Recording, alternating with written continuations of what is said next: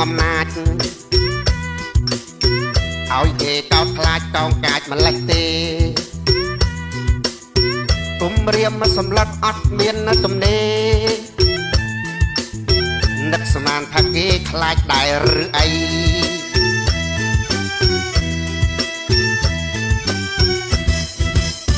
មើលប្រវត្តិសាស្ត្រកុំចង់ផ្លាស់ប្ដូរ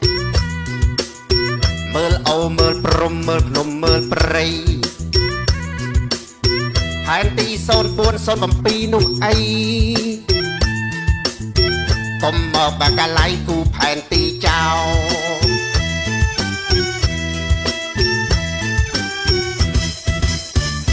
រួចហើយរុករលចង្អុលថាដីអញត្រូវតែយកវិញដេញគេឆោឡោមិនស្ដាប់មេកើយបាត់ផ្លូវទៅមក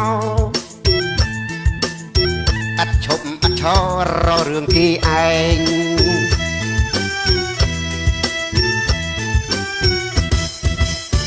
ស្មានថាគេអន់បន្ទន់ខ្លួនខ្លាច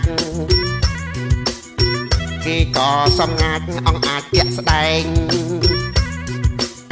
ពងរឹងចំហបន្តស្វាក់ស្វែងកំដរពួកឯងលេងឲ្យដឹងដៃ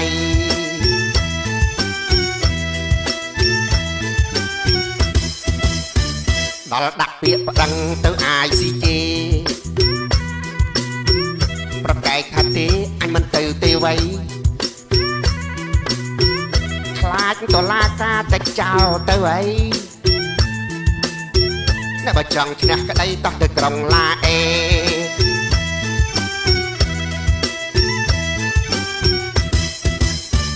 គុំរៀមកំហែងប្រមាថម្ដេចមិញ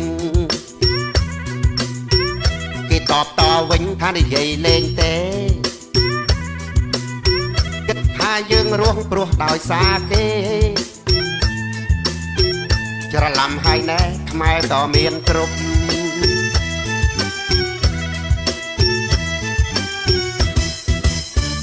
បើលេងគេលេងតបវិញអីចឹងហើយបើលេងកុំខឹងឡើងភេងឆេងឡប់បើនៅតែជល់យើងទល់សង្គ្រប់អត់ដកថយឈប់លុបបាត់ទឹកដី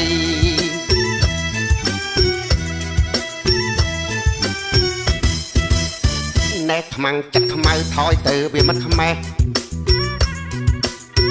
ម៉ែមិនប្រហែសដូចឆ្នះកុំអី